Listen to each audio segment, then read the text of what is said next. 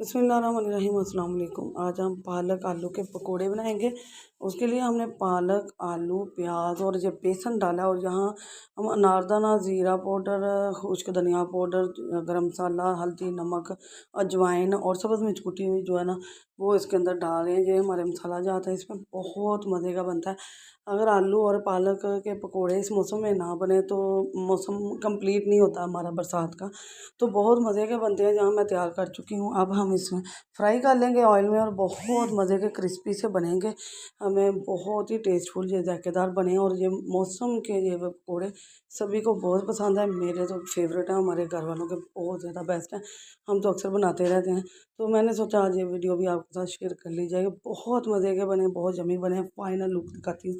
माशाल्लाह जी, अल्हम्दुलिल्लाह। ये देखें फाइनल इतने क्रिस्पी हैं, अंदर से इतने क्रिस्पी हैं और आलू भी गले हुए हैं। और हमने पालक और आलू को बराबर लिया और